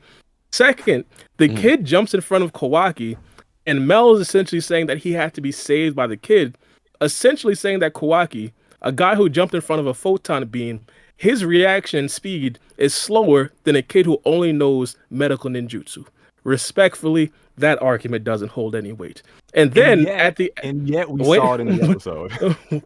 Wait, and again, right after the kid jumped in front of Kawaki said, "Why would you jump in front of that attack?" We even seen Kawaki earlier in the episode get hit point blank range with that exact same thing when he wasn't even paying attention, and he barely flinched. All the blood coming out of his back. Okay. He barely flinched. Well, again, that He barely flinched, as I said, and directly after that, he completely decoded the guy's jutsu that no one has ever seen before. Kawaki, not even a shinobi, completely decodes the Jonin's mysterious jutsu that no one's ever seen before. And Mello, I don't know how, keeps trying to insinuate that Kawaki is like some dunce of a ninja. That's besides the point. The biggest questions, or the biggest question essentially was this episode a W or an L for Kawaki? I personally said it was a W mainly because he saved the whole entire village, got the medicine to the doctor, and also got promoted to a Genin all in the same episode. Again, that's the thing. That's what I'm gonna say is like, yeah, like we might take a couple L's along the way, but like we're a product family here, and I don't think there's a bigger W out there than finally getting that Genin. You know, like the fact that he was looking at, you know, just like never getting that Genin status, like he was failing all these missions and all that. And then catching that W, getting promoted to Genin, that's huge. And you know, like actually learning teamwork. I think that's the biggest thing is like coming along the way and actually get a little smidgen of character development. I think that's big. Outside of that, like, yes, I mean, getting hit by a kunai, like we can't be doing that. We can't be doing that. Like, come on, like Denki could avoid those. Let's be real. So yeah, that's a bad look. But we're a product family out here, and I'd say it wasn't a scotch-free win. You know, there was L's taken along the way, but I think the W's edged it out a little bit here. Check this out, though. Check this out. Oh, I'm checking it out. So as Bar say, pick up what I'm putting down. Gotcha. So, Yeah. Pick up what I'm here's the down. right. Cut the malarkey. Make that a shirt, please. Thank you. So you gotta do the merch. Draw a distinction between when I say L's, I'm talking about in the context of a versus battle, not the context of like characterization and development. In that context, excellent episode, great writing, dope stuff for his characterization and development. My whole thing was, he's my boy Bar says that Kawaki he defeated the enemy, right? But for me, his client died in the process. The mission was to get the client from point A to point B. He's insubordinate. He's attacking his commanding officer, right? He's getting people hurt in the previous episode. He's almost he almost hit the little bloodstream thing. Like, what are you doing, bro? Think a little bit. These are shinobi. These aren't your typical run-of-the-mill ninja. He had to get saved by Shikadai. And then, like I said, gets his client killed. And then from there, the doctor gets caught. Like, how did that even happen to begin with? You were standing there having a conversation with the guy, and then all of a sudden you let this fodder ninja catch him. So fodder. And Kawaki promptly rolled him up in a pack. There was a second one. There's a second one. Oh yeah, you're right. Yeah. A second. And Kawaki promptly turned him into a cigarello pack. By the way, I just want to point that out. After letting him catch the doctor to begin with. Okay, sure. Good for you, buddy. Good for you. So actually, I got a question for you, real quick. Did you like Sasuke or did you not like Sasuke? For me, I love Sasuke. Okay, so here we are complaining about insubordination. We're complaining about sometimes having difference in power, looking stronger in some moments than we do in others. Attacking your friends and your commanding officers. Yeah. And where are we at? Where are we at with this in comparison here? Exactly. Name one mission that Sasuke was assigned to by the Leaf Village where he did that. Where he did what? Where he did everything that you just mentioned. Now, he did that when he went rogue. That's a completely different scenario. These two things are analogous. So name me one mission that Sasuke did that when he was tasked by the Leaf Village. I mean, I would have specifically. We can't point to everything. Like Sasuke took bits and pieces of Kawaki. So let's get to it. Name me one, just one. Well, so if we're looking at not listening to commanding officer, like really flying in the face of the problem is. Well, you know the problem is. They didn't go on a lot of missions. He was gone in about 40 episodes. This is true. But if I had to say, flying in the face of your commanding officer, not listening to Kakashi, saying that telling him to what's it feel like to lose everybody who's ever near you, and Kakashi was like, well, listen, I know a thing or two about that. So not listening to Kakashi in his arguments about saying that Orochimaru's a dangerous person. That's probably his. Or they on a mission. No, they were not on a mission. Goodness. No. So they're not analogous then. No. Oh I would say Okay, they're cool. similar, is what I'm saying. Okay. Well, That's why all I'm that's saying why I is- said that Kawaki is the Naruto of, or is the Sasuke of Boruto. Well, the whole thing with that is like he was on a mission being tested to become a Genin Oh, for sure. to reach the levels of the person he admires the most, which is Naruto. And in that mission, he's acting like this. I understand why, the characterization side of it, but for me, I think the entire plot of this episode, thematically and narrative wise, it's continuing a theme that the anime has been starting for a while now, is to tear him down. Him losing the Shinki, Amato tempting him with the karma in the manga. Ooh, I like him where you're going holding with L's this. here. Exactly. The thematic themes are the thematic themes. The plot is Mhm. that we tear him down so we can build him up. So that when he does take that karma, he'll have a reason to. And that's why I say this episode is an L, because it's supposed to be. It's not an L without a purpose. It's leading to better character development, but that's the actual thematic purpose of this episode from a plot point. Now, of course, all the things I mentioned them in jest. You say that him becoming a Genin is a big win. For me, it's not how you get it. It's not that you get it. It's how you got it. So for me, yeah, he became a Genin. Sure, that's dope. But I want to know how you got it. Oh, did you get it because you did not get your client killed? We know he did. Did you get it because you did not get your the doctor captured by the shinobi? That happened. You fell for the shinobi's tactics because he was playing possum. He was about to hit you with the kunai, and your client died. You failed. He said so himself, walking home in the rain when Boruto had to carry him in his arms like a sweet baby. The man failed. The man fails, and I think that failure had purpose. But I don't give him credit for becoming a Genin as a participation award. Like, good for you, Kawaki. You became a Genin It's the everybody. Yo, that's the problem with kids this generation, bro, is that we keep giving these Genin participation ranks. That's the issue. That's crazy. Well, I here's the understand what you're thing. saying for sure, though. I understand where you're coming from, though. Well, here's the thing. I often rebut what he just said with this. Well, to get the Genin rank, he essentially had to 1v1 a Jonin to save a whole village. I think that should be qualification enough. If you're gonna tell me he's academy student level because he got the client the client who didn't follow instructions, jumped in front of a demon with shuriken. Nobody said again, okay, but the man literally saved the whole entire village. Are we just gonna forget that? It had to be a Jonin en route to that. Like, are we just gonna like erase that? Like, I'm confused. He had help. The milkman helped him the whole time, bro. He took the shuriken in the back for him. Everything. Kawaki had help. Like, I don't know why. Like he wouldn't have taken damage, or he wouldn't have gotten injured if the client didn't like die for him. Like, Jesus. Again, first things first. Kawaki was probably not going to get hit by it. If you want to say that the kid, again, if you want to say that the kid who only knows medical ninjutsu has better reaction time than a guy who jumped in front of a light speed attack, go ahead. But I'm personally going to say it's Kawaki would have most likely either blocked it or dodged it. That's what I'm saying for you. Like, it's literally what we saw in the episode, and he wants to like make some like strange abstract comparison. Like I said, this whole him getting in front of a light speed attack, that's clearly not the case all the time, because literally a kunai was coming his way. He blocked it, shattered his arm that you say he can tank a Chidori with, and then it comes back and then fucking flashes him. And then, hold on, one thing, Mello. One thing, the dude's jutsu was specifically to take out the not the oxygen. I'm sorry, the water in your body. So he was weakened at that time when the shuriken broke his like scientific arm.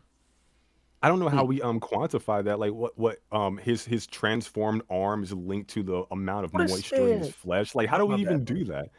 Shout out to them for like basically bringing Scorch release back too. That was kind of cool, low key. I liked how they were like playing with a couple of like, that's always a fun part about filler, like not filler, but like anime canon episodes, that like we kind of like vibe out with like different like jutsus and those kinds of things. So that was cool. But here's the thing, my thing is like, if Kawaki is light speed all the time, right? Like if we see him like prime Delta fight all the time, that's just not like, that's not interesting. You know, like he's got to struggle a little bit. And I understand you could say that's an inconsistency. That's a problem with the writing. And it is, you know, but like at the same time, like, you know, what we've seen Naruto accomplish feats, and then we've seen him get like washed by, like when he got washed by Shin, You know, you're like, what are you doing struggling against this man? How are you taking this L currently? What was that? What did you say by shit? No, by Shin Uchiha. Oh, yeah. Like he's getting stabbed in the stomach by Shin Uchiha, you know, and you're like, how are you taking this loss currently? You know, so like if we're I'm just saying, I don't want to talk too much about this. Me and Mello could talk about this. Of course. I honestly feel like me and Mello could talk about this for 3 hours. Our debates literally go 3 hours. We have podcasts 3 hours long just debating Kawaki and Sarada. That's crazy. Yeah, and then people in the chat be like, "Not this again! Come on." Yeah, exactly. Exactly. Yo, see, well, I was watching. Real quick, I do want to say, guys, I have like over 60 viewers in this chat. Guys, make sure you subscribe, like the content, hit the bell icon for notifications, follow the Barbie X Free Game podcast, and also check out NcHammer23 if you haven't already. I mean, who hasn't heard of him? You gotta say what NcHammer says. Hit the noti bell. Hit the noti bell, bro. You gotta. People are in my comments being like, "Man, I wish you posted more than one time a week." And I was like, I post 3 times a week. I don't know. I was like, there's a whole situation that could stop this conversation.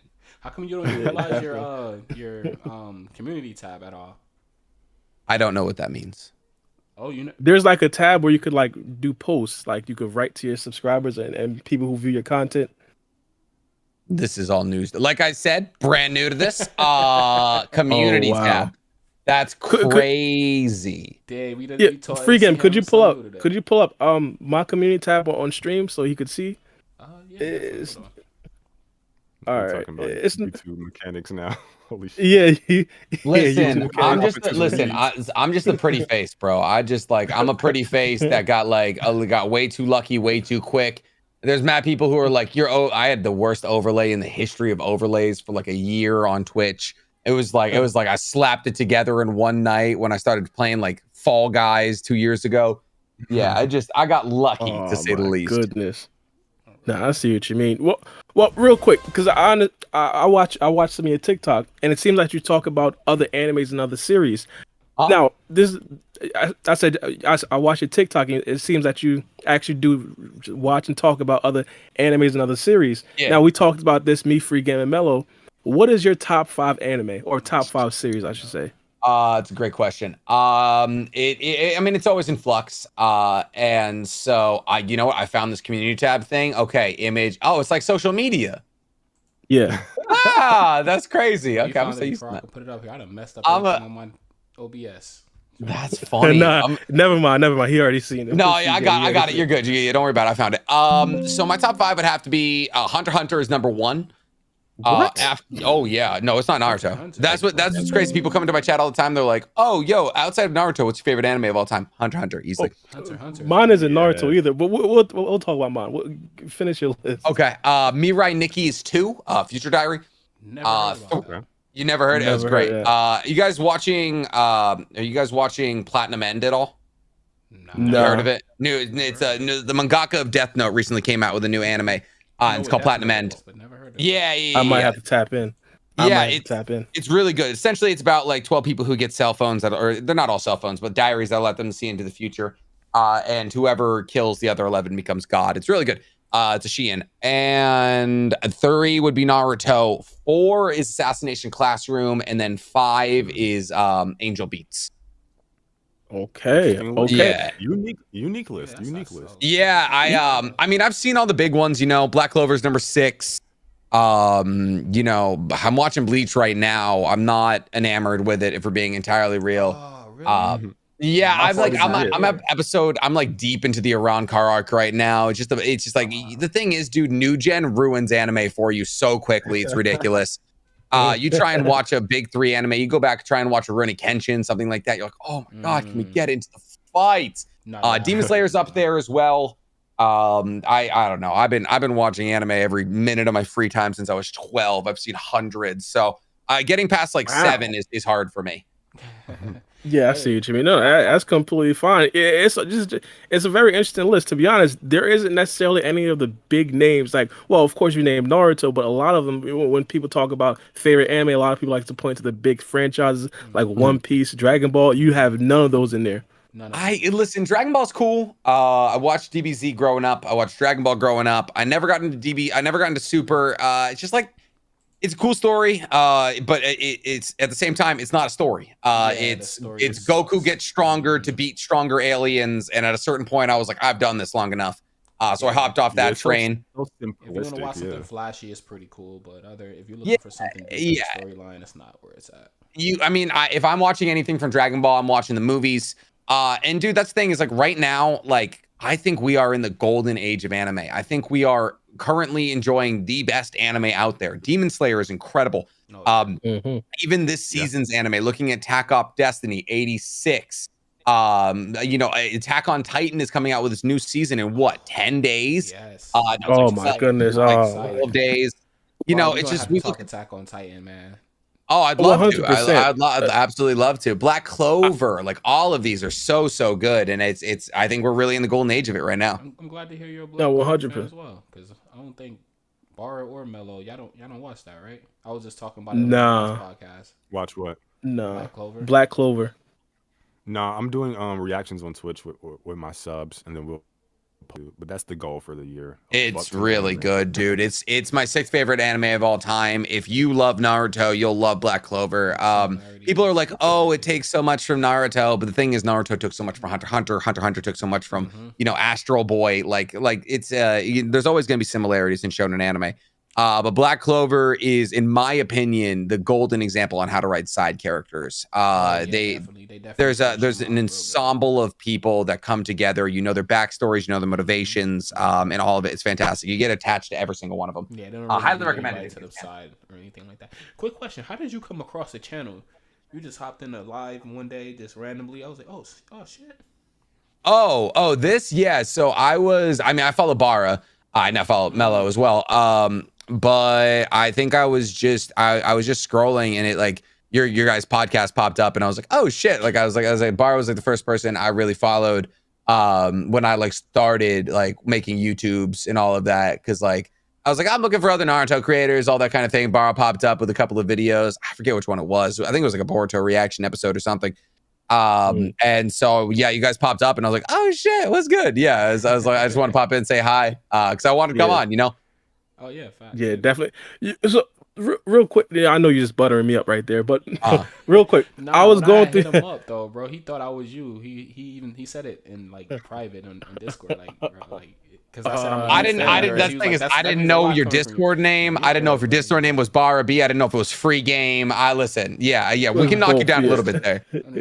Yeah, I was the same way. I didn't even. I was like, oh, like Bara's name is what like kind of got my interest. So it was good that you did that originally, to put his name in there. Yeah, that's nice. But real quick, scientist, bro. I thought about all this beforehand. Yeah, definitely. Now, real quick, you have a podcast yourself, and I see. Well, I looked on Apple Podcast, and you haven't uploaded an episode since November 29th. Do you plan on continuing the podcast? Well, so yeah, it's actually it's interesting because we uploaded one today. But one of my co-hosts, he's from Puerto Rico, and so he had to return to Puerto Rico. And then the other co-host, he's in the Air Force, so he gets real busy sometimes. But unfortunately, I wanted to start. I was the person who started the podcast, and I found them. And my goal for the podcast was to create a podcast all about anime. I watch every single seasonal anime. I keep up with anime news, those kinds of things. So I wanted to make a podcast all about anime and all about seasonal anime. And at a certain point, the show kind of became about Disney IP. We were talking Hawkeye. We were talking, a bunch of other stuff. And I got to a point where I was like, it just hasn't. It's not really what I wanted it to be. So I'm kind of branching out from it currently. We might be coming back January 9th, but we're kind of in a flux period currently. Oh, okay, that's fire. That's fire. Now, again, we seen that you do Twitch. One of the Mhm. popular things that a lot of Twitch YouTubers or Twitch streamers they actually do a plug channel on YouTube where they essentially upload their Twitch highlights. Now, I seen you try to do that on your main channel. You Mhm. kind of stopped a little bit, but have you thought about making a second channel to upload some of the Twitch highlights? Yeah, I've been thinking about doing like a VODs channel and things like that. People have definitely been asking for that. Definitely kind of, I'm also kind of I'm in a changing, like a metamorphosis part for my Twitch right now where I played Shinobi Strikers like 4 days a week for a long time. And I just like, I'm not trying to be like pigeonholed here. So I'm just playing like a Yeah. bunch of different games. I have a YouTube editor right now, asking him to scrub the VODs and pick up, I honestly probably could ask him to scrub the VODs and pick up some highlights. Chat's always doing highlights as well.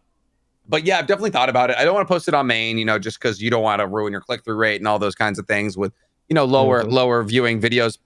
But yeah, no, I've definitely thought about doing like NcHammer23, like, like the highlights video. Yeah, that sounds good. That honestly sounds good. I'm not sure if you're familiar with the streamer, but his name is Aiden Ross. He had like a similar comp as you, where he essentially started kind of on TikTok. Well, he didn't necessarily start there, but that's essentially where he got the big blow up. And one of the things that really contributed to his growth was also having a plug channel on YouTube. That right there gets like a crazy amount of views because he streams almost every single day. Well, he did, and then like almost like he was uploading probably like 5 videos a day. Yeah, well, that too. But he was uploading like 5 videos a day. They're all like getting a lot of views because his channel was so active. So I always said, if you stream, that's a lot of content that you could probably put on YouTube. Do none of y'all stream? We're streaming right now, but me personally, obviously, yeah, me personally, I did stream on my second channel. Was it Bars Burner and Mellow streams as well. Mellow is like one of the most dedicated workers. I'm not gonna lie, that I know. This guy works like one of the hardest. Look at you plugging your rival. Look at this. Coming across the table, baby. That's crazy. That's how you know it's true. Yeah, that's fair. All right, Mellow, you on Twitch or you stream on YouTube? I stream on YouTube, 2, 3. Hell, I've done 12-hour streams. I do Couldn't do it. Live reactions as well. I went to sleep and woke up, and this man was still streaming. I was like, "That's wild. Good for you." So, I'm working up to doing. Cause in the future, I have like a little checklist for content creation. I want to do like this 24-hour charity stream in the future once the channel gets a little bit bigger. So I'm kind of working my tolerance with the 12-hour streams. That's the thing, dude. It's hard. It's really hard. I wish I could drop you a raid. I can't. I've thought about coming over to YouTube for the streaming and all of that. I don't have the check mark on YouTube yet. I got the check mark on Twitch. I feel like I can't leave. No, true. I can't get the check mark. Same thing. I was like, Bar, how come you don't stream from like your main channel? Like when we first started the podcast, so we should do it live. He was like, I don't know how to stream, partner. I was like, what? It's not that hard. No, yeah, well, yeah. The thing is, I wanted to start streaming, so I started streaming on my second channel. And again, I told you I'm one of the laziest YouTubers out here. I was planning. I did that to get used to streaming, and I always said I'd probably stream chapter reviews. But ever since the chapter started coming out, I just stopped streaming, even on my second channel. So I'm not gonna. I'll probably get back into streaming, but the laziest YouTuber. That's this man. This man's got a title right here. Listen, I'm low effort. Sign up or get out. That's crazy. One of the only YouTubers that you'll know that'll do an episode review. Like maybe not the only one, but like he'll do an episode review two days after the episode drop and still do numbers. Still do amazing. Listen, it takes a while. Still do numbers and still do numbers. Big dog. But check this out, Nick. Let me ask you this real quick question, right? Where do you scale Hagoromo Otsutsuki in the verse? Oh, this is a great question. That's the thing, dude. And so obviously he was able to fight Kaguya, but like side by side with Hamura for months, right? So you have to put him somewhere in Kaguya's range. I think that's the easiest thing. But what I kind of think is, let's look at the way that Hagoromo. Let's look at the way that that Sasuke and Naruto sealed Kaguya. Essentially, all they had to do was touch her. They had to put hands on her, and this is a woman who, by the way, ripped Ashiki in half. And sure, you can say that surprise feats aren't real feats, and you know what, you're right. But at the end of the day, like we still have to talk in durability, strength. Like she still was able to cut this man in half. So I would say if you're looking at somebody who not only was able to, like, they had to figure out Shibuya Tensei. They didn't just have Shibuya Tensei on them like that. So they had to fight this woman for months in order to get the opportunity to get her into Shibuya Tensei. So would I say I would say Hagoromo's most likely stronger than I would say Jubito is a fair assertion. Jubidara is a bit weird though, because we don't really like see Jubidara's true potential. Outside of that though, I would say probably somewhere between Kaguya and Ishiki is probably what I'm gonna nail it down at, and I would say that's probably Momoshiki's level. But at the end of the day, who can tell? Well, fuse Momoshiki or base Momoshiki, just to. Well, let's look at what Hagoromo had that's comparable to Momoshiki. I mean, obviously the gold Rinnegan is present in Momoshiki, and that's kind of cool, right? But we're still looking at a Rinnegan, a Rinne Sharingan in the forehead, and then two what does he have? Did he have Byakugans or did he have Sharingans? I think he had two Sharingans below. It then turned into Rinnegans. Yeah, exactly. So we're looking Hagoromo, right? Yeah, Hagoromo. Yeah, so I would say somewhere in Momoshiki's range. I would say also the fact that he had creation of all things jutsu and yin yang release and the 10 tails Jinchuriki, and being a 10 tails Jinchuriki as well, probably gave him more chakra usage than Momoshiki. So at the end of the day, I would say he's Momoshiki equivalent. Is he running the ones with Ishiki? Most likely not.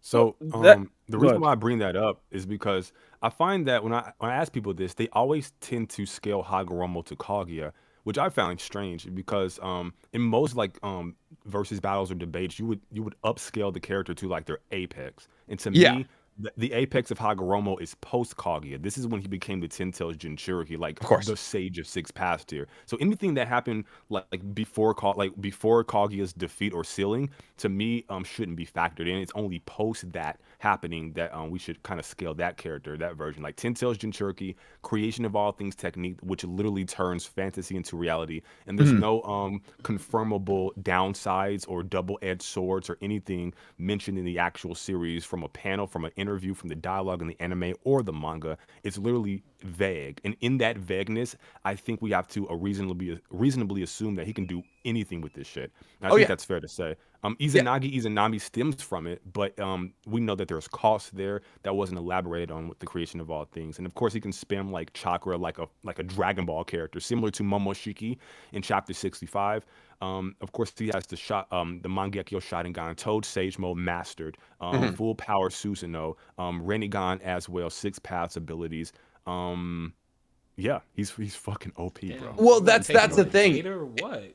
Dang. And you're absolutely right. And also when you consider the fact that prior to Hagoromo, essentially, the world didn't have chakra. We know that Kaguya was the first person to access chakra by eating the divine fruit, and therefore Hagoromo and Hamura were given chakra by being her children. And so this is actually a pretty common misconception. People think that everybody, they're like, everything has chakra. And they're like, well, everything has chakra because Hagoromo went around the world after he sealed Kaguya and gave everything chakra. And then taught people how to tap into their spiritual energy. And that's Ninshu. Ninshu is tapping into spiritual energy. And by tapping into that spiritual energy, they would have something that was universally binding. But people combined the spiritual energy with physical energy, which, gave you ninjutsu. So the fact that, and I really, really like that point. That's something that people don't talk about a lot, is that he lived a long life after the sealing of Kaguya, and a long life where he did achieve a lot. And so, yeah, I would say once again, I can't see him running the ones with Ishiki just because of how broken Ishiki's optical dojutsu is, being able to shrink all things chakra that are non-living. But at the end of the day, we're hard pressed not to say he's not running the ones with Momoshiki. What does Ishiki do against the creation of all things technique? Well, I guess so creation of all things is, in a way, I think it's kind of an exchange. While there is no comparable there's no feasible downside that we know of. Creation of all things is the conversion of chakra, and he's converting in the circumstance that we see him use it. only the one, unfortunately, is where he's taking the chakra of the Ten Tails at the end of his life and converting it into the Nine-Tailed Beast, which is like he identifies something imaginary and he projects his imagination into reality by creating it with chakra. It's a yin yang release. Outside of that, I don't know like how long that takes to launch. I don't know, like, yeah, let's hypothesize that he can create anything that he wants. But it's still gonna take his chakra to create it. And that's the yin part. The yin part is imagining it with your like in this Izanagi is a good example. You imagine your body elsewhere using yin release, and then you manifest your body there using yang release. So to assume with Izanagi, it's actually almost immediate, but there's a large cost there, and that's the closing of an eye, like eternally. So is that something he can launch immediately? Is it something that he can use in an offensive capability? We don't know that for sure. Is the thing. But I think it is like in the absence of that evidence, not like Am I tripping? Okay, cool. I was wondering if that was only me. No, that's No, yeah. I thought that was only you too. Yeah, You in the Matrix, partner. Yeah, you're chilling with Keanu. It's gonna happen sooner or later. No, try disconnect and connect again. Yeah, definitely. all right. But yeah, I saw that you had made a whole video about yin and yang release. So I Yeah. learned more about yin and yang release off of your video than I have watching the whole Naruto series. Well, the unfortunate bit is that it's explained, but it's not explained in the anime or the manga. This is all data books in it's actually just mostly data books, unfortunately. And when we look at yin yang release, the only ones that we really know are the Sword in Nabucco, the True Secret Orbs, Creation of All Things. Mello, we good? Mello? Oh, he blue pilled. He's gone. GG's Mello. Well, keep trying to connect. Nick, you was talking. Well, yeah, of course. And so the thing is, no. Nah, you Mello. nah, you matrixing for sure. Still in the Matrix. It's all right, but yeah. So the yin yang release is super super cool.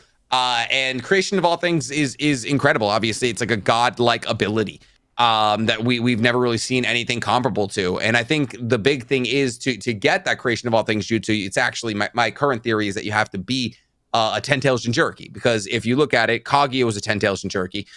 Therefore, she was able to use Kekemora, like Ashral Killing Bone, and her ability to teleport between dimensions, which was a Kekemora.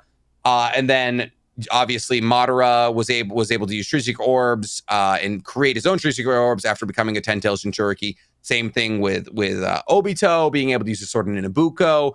And so if we ever wanted to see the Creation of All Things jutsu ever used again, we would have to see Naruto most likely take in this juvenile 10-tails that we see at the Kara hideout and become a Sage of Six Paths of his own right. Yeah, 100%.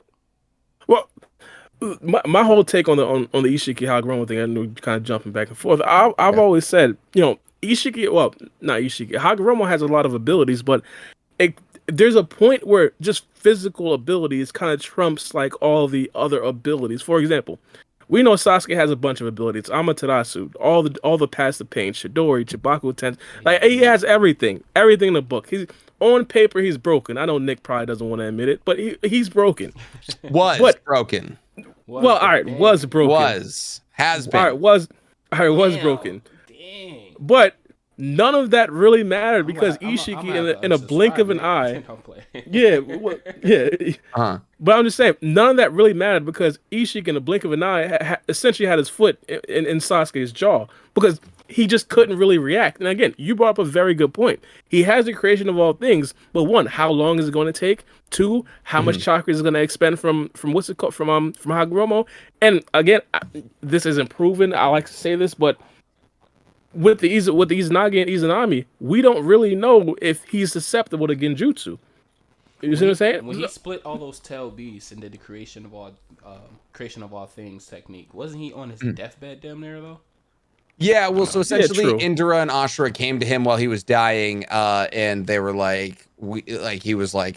because they were both like contrary in their beliefs on how to spread, like how to create unity. and Indra said that it was through power, and Ashura said it was through peace and love. And so Ashura recommended to him that he use the 10-tail chakra to split it into 9 separate tail beasts, so each person, like each section of the earth, could have a tail beast to keep over it and create a sense of unity that way. Yeah, so he's on your deathbed, so I don't really see it extending too much chakra if he's on. Nah, bro, your microphone, your audio still sounds terrible. Yeah, I ain't gonna lie. Is it like that on your stream too, or is it just us? I mean, we can hear you, but damn. Yeah, it's not ideal by any means. Not at all. It's rough. You sound like a robot drowning.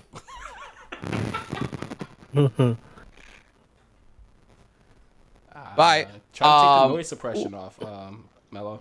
See if that works. Yeah. Well, gents, I actually have dinner with my girlfriend at 7, so I do have to get running. Oh, 100%. Well, real quick, I did kind of want to ask you one last thing. Aren't you? Yeah. I'm in Arizona. We're an hour behind then? Well, it's 6:59 here, or 6:46 here. Yeah. Okay, we're an hour behind then. All right. I know. Yeah. Now you know. Learn something every day. What's going on, Bear? Well, I was just gonna ask you because you had like a TikTok on your channel. Well, on your TikTok, you were essentially going off on Bleach. Now, me personally, I've never really seen Bleach. Okay. Explain Bleach to me as a person who's only seen Ichigo fan art. Explain Bleach. The first 60 episodes are really fucking good. Like there's like a Soul Society arc. Well, the first 21 episodes aren't great. So imagine Naruto in reverse, where it starts out kind of weak and then it gets stronger for a second. Actually, I guess that's kind of, I don't know, the Land of Waves arc was very good, but regardless, forgetting Naruto. But so essentially Ichigo is just a dude and he's like walking down the street, but he can see ghosts. And so he sees this one ghost and that ghost is messing with his family. So this girl comes out of nowhere. She's like, hey, this girl kind of gets murked, but she's like, why can you see ghosts? He takes her powers, becomes a soul reaper, a substitute soul reaper. Yada, yada, yada. A couple things happen. Rukia, the girl who gives him that power, gets in trouble for giving him that power. He then has to go to the Soul Society, which is kind of like heaven, sort of, to save her. And that arc is really, really good. Then there's 40 episodes of filler. And not anime canon, just filler. Yeah, and it's called the Bound arc. It's like historically that's the worst arc ever. Oh my God. It's like historically mired and hated. And then you get to the Arankar arc where like finally we know the big bad guy, but the pacing is awful and the fights are like, did you see Record of Ragnarok? I thought the Bound, what is it called? The Bounds? I can't remember what that Bound. Yeah, B-O-N-B-O-W or B-O-U-N-T Bound arc. I thought that was after he lost his power though. After he lost his power. No, I thought. Well, he kind of gets nerfed in that arc, but he doesn't like lose his power. I thought he lost his Soul Reaper power and then he had to get it back by training with the Bounds, and that's how he was able to obtain his Soul Reaper power again. Yeah, that is kind of what happens. Yeah. So after the Soul Society arc, like he like pseudo loses his power and then he gets it back and he can Bankai at the end to fight the final bout. And then there's the Arankar arc, which is like, I don't know, 140 episodes long. And there's like 6 fights over the entire duration of it. And it is slow, but apparently it gets better. I'm just not the biggest proponent of it because I've been ruined by new gens. Like just the pacing, like look, Black Clover has 170 episodes, 10 episodes of it are filler. Like what more could you ask? Yeah, no, that's facts. Oh yeah, man, they follow that manga pretty straight. Oh, hold on. Oh, they followed the manga so quickly that they caught up with it, and now we're not getting any more for another 3 years. Mm-hmm. That's crazy. Shout out to FBK for the donation. He wanted to know. So let's ask. I wanted to ask you, Nick, before you hop off, because I know you got to go to dinner in a couple minutes. But subscriber asks, who do you think the future 5 Kage are? I think like at one point we'll see Sarada, but there's going to be someone between Sarada, right? So unfortunately, it's looking like it's going to be Konohamaru. I really hope it's not. And if it's not Konohamaru, I ideally take Sakura. She's been running the hospital. She's incredibly useful. She's like as strong as Sasuke or Naruto right now, easily. As for the Tsuchikage, not the Tsuchikage, the Mizukage is most likely going to be the guy from the Hidden Mist arc. Who had Chojiro's Chojiro's sword. Tsuchikage is a bit different. It's kind of funny. The kid most likely who I think that's going to be is the the kid who has a really powerful punch, but it only lands like it's like really hard for him to land because he's really clumsy. I think he's most likely going to come to Tsuchikage because we haven't seen the Hidden Stone in a hot minute, dude. We know nothing about the Hidden Stone right now. As for Kaze Kage, I think Amui would be a good choice. Goodness. That would be really cool. Amui or I think Samui. Either one of them would be good. I think Samui, did Samui get sealed in the war arc? Which one is the blonde one? No, I was thinking Amui. I don't know. To be Yeah. honest, I'm not even sure. Yeah, they all have like similar names. And then for what does that leave? That's Rain, Fire. Oh, and then Kaze Kage is gonna be Shinki. That one's easy. That one, that's easy. That's the clearest out of all. Even though he's not a part of the bloodline, you know that they go by bloodline. Yeah, well, they go by. So if you're the Kazekage, then you're in the Kazekage clan. But the third Kazekage wasn't related to Rasa. Oh, okay. I didn't know. Yeah, and then the second Kazekage was actually so the second Kazekage was protected by the third Kazekage. And so the second Kazekage was actually well known for his research that he did into Jinchurikis. That's actually how they were able to figure out magnet release. So the third Kazekage took the research of the second Kazekage and applied that. But if you're in the Kazekage, if you become Kazekage, you take on the last name of Kazekage in the Kazekage clan. Oh, okay. All right. Yeah. No. Now, one last question. My last question, and you could go to your dinner. I'm what they call an anime hype beast. You know, originally when I started my YouTube, the only animes that I did watch was Naruto and Dragon Ball Z.